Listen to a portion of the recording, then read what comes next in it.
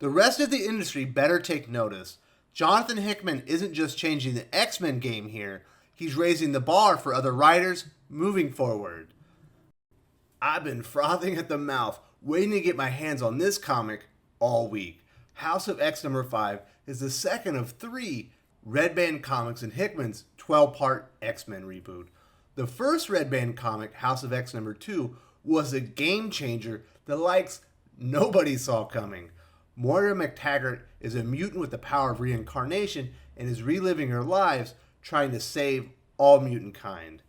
And she's only got 1 or 2 chances left to get it right. I was unsure coming into this comic if the Red Band meant a Moira issue or a reveal issue.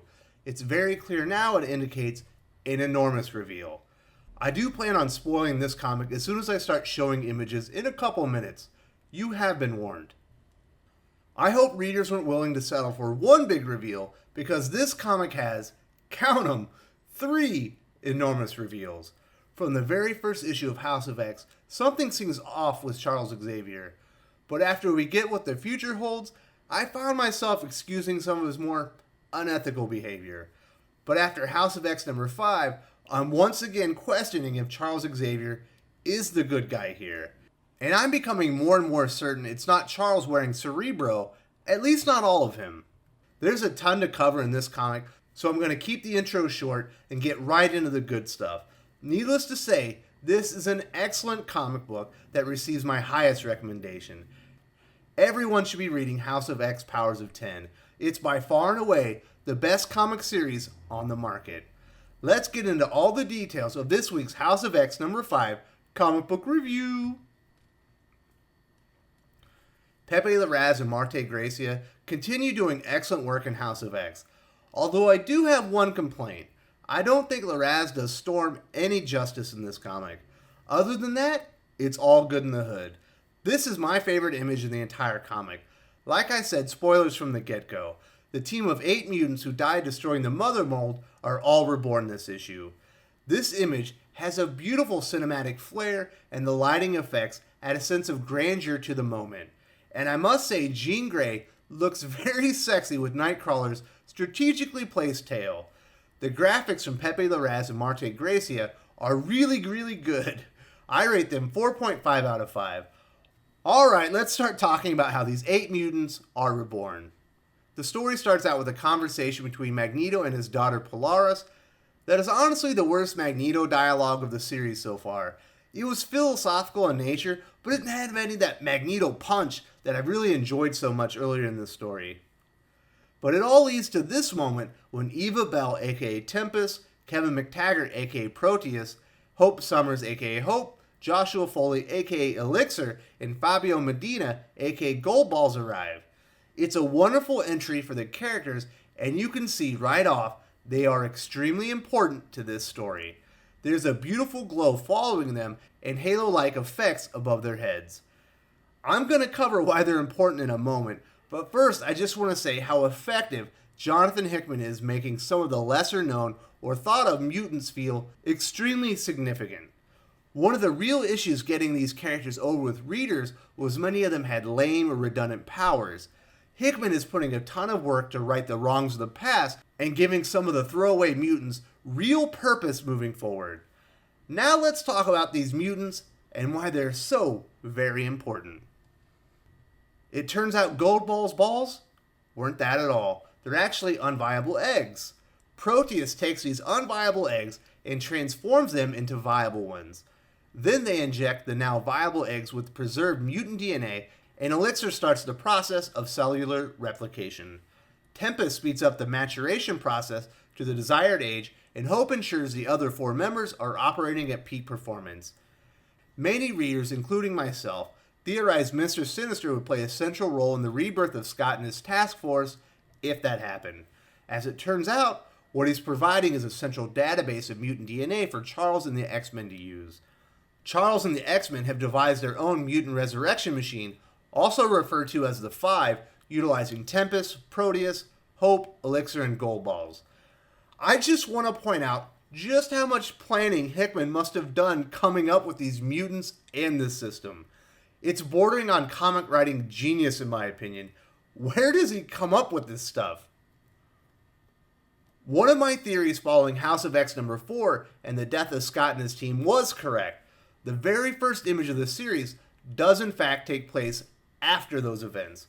Utilizing the 5, Charles has a new set of Cyclops, Marvel Girl, Wolverine, Nightcrawler, Mystique, Penance, Husk, and Archangel. Polaris correctly points out they're just shells of their former selves. It's not like the real mutants have returned. And we receive our second enormous reveal. Cerebro is not what we all thought it was. It has the ability to locate any mutant in the world, but eventually that became its secondary function. Charles is using it to copy the mind, or soul if you will, of mutants and storing them so he could one day bring them back to life. This is such a bad idea. It just feels exceptionally unethical and throws so many new variables into the story moving forward. Sure, everything seems fine now, but I guarantee this is going to go sideways in a hurry. You can really see why Magneto refers to mutants as the new gods now. They're essentially creating life from nothing, and Charles is placing a conscience or soul into the beings. Playing God never works out well, from my reading experience. What if he resurrects someone who didn't want to come back? What if he's interrupted while placing the mind in the body and doesn't all take? What if, God forbid, he places the wrong mind in the wrong body? What if Charles loses it and puts the mind of a psychopath in multiple bodies with mutant powers? What if this isn't even Charles, or at least not all of him, and there's an even more nefarious plan in play? I'm shocked no mutants have said anything about this. Although we haven't seen Moira in a very long time now. Maybe she tried to stop this and is being held somewhere. My mind is absolutely racing. Time to move on. The most chilling scenes in this comic are when Storm, who appears to be the spiritual voice of mutants, leads the newly reborn mutants in a ceremony. She asks them questions, confirming they are her real friends before thrusting her hand in the air and asking, what is he or she? The rest of the Krakoan inhabitants respond in unison, mutant, with fists raised. It looks like Krakoa has turned into a cult as they celebrate the newly christened heroes of Krakoa. They also worship the 5 as cultural paragons. This is scary stuff right here. Anytime you get a group of people with this much power working as a hive mind, bad things are gonna go down. You need opposing views and ideas for a civilization to function properly. The worst atrocities in human history almost all occurred when nobody was willing to stand up and challenge the status quo. And the status quo in Krakoa feels very radical and extremist in nature. This issue has, in my opinion, the best text-based reference material to date. There is so much subtext and implications in these pages, it's staggering. The first note states, while all current mutant modifications have been limited to optimal aging, it is believed in the future designer modifications will be possible. Can you imagine a future where all resurrected mutants have Logan's healing factor? What's to stop them from recreating Magneto with an adamantium-fused skeleton in the future? Who could stop him from taking over the world at that point? I'm becoming more and more convinced that this current story can't be the future that saves mutants and humans, and we will see Moira's 11th life if we haven't already. The next note mentions, while it's not tested, it is believed Sync or Mystic could be used as upgrades, extensions, or stand-ins for the resurrection process. The third note is really troubling. Proteus, Moira's son as far as I know, uses up his powers during the resurrection process and only lives between 1 and 7 days before he needs to be replaced with a fresh Proteus husk. And new Proteus clones are always created from the DNA of Charles Xavier. That's exceptionally creepy in my opinion. Why aren't they using his original DNA? What does Moira think about all this? Charles is basically killing her and possibly even his son over and over again, cloning new mutants. We also learn Charles has a copy of every mutant mind on the planet that he updates weekly with redundant backups stored across the globe. That doesn't sound dangerous at all. The next note is a bit more confusing. There has been no experimentation regarding what happens when you combine a mutant mind with a husk that is not their own. This indicates that Kevin MacTaggert Proteus is possibly a Charles Xavier clone from the beginning, but they can't make the cloning eggs viable without him in the first place. If you have a theory for this statement why Proteus is cloned from Charles' DNA and not his own, please let me know in the comments. We learned the 5 are limited in their ability to clone and gestate new mutants to the appropriate age. It's estimated they can reach 30,000 new clones a week at max capacity, which is a problem because Charles plans on resurrecting all 16 million deceased mutants. It's estimated it will take 10 years to do this. At this rate, Charles needs to download 6,000 new minds daily, and he's not capable of that. They need to train a new team of telepaths to use Cerebro. I'm very curious to know how they get the mind downloads for the 16 million dead mutants. Finally, it's noted that the 5 are an inseparable family unit and don't operate under duress or experience fatigue during their cloning operations. The more they do it, the stronger their bond becomes and the more efficient they are. What happens if they clone under duress? How will their output change if they need to replace a member of the team now? It sounds like they're virtually inseparable. That's a lot of power for the 5 to have. I could honestly talk about the information and implications in these reference materials all day. I find it fascinating and terribly dangerous. I can't wait to hear your thoughts on all this information. The story then moves to the UN where Krakoa's bid for sovereignty has been approved, which sounds all good until we get some details via telepathic conversation between Charles and the White Queen. The Russian ambassador to the Security Council was planning on voting against their cause, which would have denied their claim. He ended up abstaining after an intervention of sorts from Emma Frost.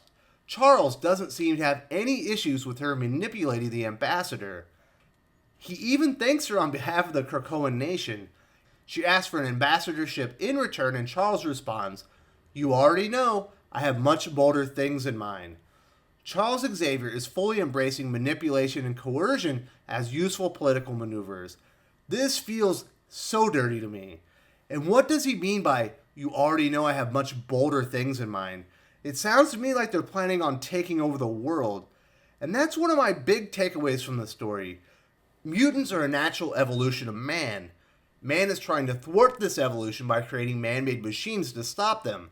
They evolve, and this ends in Nimrod and disaster.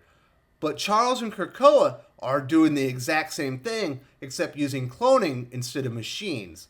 This is going to end up in disaster as well. They're going to create hybrid mutants that turn on them and kill life as we know it as well. But there is one more big reveal. Wolverine warns Charles, "You sure about this? It's not too late to change your mind." Charles responds, "An opportunity to change is what I'm offering, Wolverine." Wolverine apparently is the only mutant with a lick of sense when he says, "Chuck, I gotta tell you, when you talk like that, I kinda want to beat you to death. Some people are beyond saving." Cypher and Sage open the doors to Krakoa, and in comes Mr. Sinister, Apocalypse, Exodus, and a host of other unsavory characters to join Charles and his cause on the island of Krakoa. Things have gone from terrible to much more terrible. Jonathan Hickman once again delivers an excellent, engaging reading experience in House of X number 4. The Resurrection reference material is the most intriguing thus far. A few of the characters still feel off, but it's all starting to come to light now. It definitely feels like Charles' fight fire with fire strategy will blow up in his face at any moment and cost everyone dearly. I rate the characterization 4.5 out of 5. This is an exposition-heavy issue that doesn't move the story too far, but answers a ton of questions and presents a host of new issues moving forward. I rate the plot 4.5 out of 5. If you can't get enough of House of X and Powers of 10, be sure to watch tomorrow's edition of Outside the Bleed with my good friends Skip and Tosh and yours truly. We'll give our final thoughts on the big reveals in House of X number 5, as well as theorize what it all means and where we believe the story is heading. We leave the margins of the comic book and explore all the implications House of X number 5 has on the X-Men, as well as the Marvel Comics universe. This comic doesn't have that one game-changing moment on the level of the Moira X reveal in House of X number 2, but it has 3 highly impactful reveals that fundamentally alter our understanding of House of X Powers of 10 moving forward. The art from Pepe Larraz and Marte Gracia is excellent as usual. Jonathan Hickman really puts readers' minds through the ringer with the scope and implications of the mutant cloning program, the emergence of the Five as a mutant culture power, Charles downloading and storing all mutant minds, their plan to resurrect 16 million deceased mutants, and the newest residents of Krakoa led by Mr. Sinister, Exodus, and Apocalypse. I rate House of X number 5, 4.5 out of 5 overall. This comic receives my highest recommendation. This, once again, is not a jumping on point for new readers. If you're interested in the story, you'll need to start at the beginning to fully appreciate this issue. It's hard to believe there's only 3 issues left before Dawn of X. The sheer volume of world building and mind-bending twists from Jonathan Hickman thus far is a monumental achievement. I'm not sure how long he worked drafting this story, but it must have been years. The amount of research and development is evident by the extremely high quality of the content. The rest of the industry better take notice. Jonathan Hickman isn't just changing the X-Men game here, he's raising the bar for other writers moving forward. If you enjoyed this video, please give it a like. I would appreciate it very much. It helps us attract more views for the channel. Subscribe for future commentary, comic book news, and reviews. And don't forget to ring the bell for notifications. If you want to talk comics, movies, and much, much more, you can follow me on Twitter at Wes_from_TC. With that, Salamat Po, and I'm out.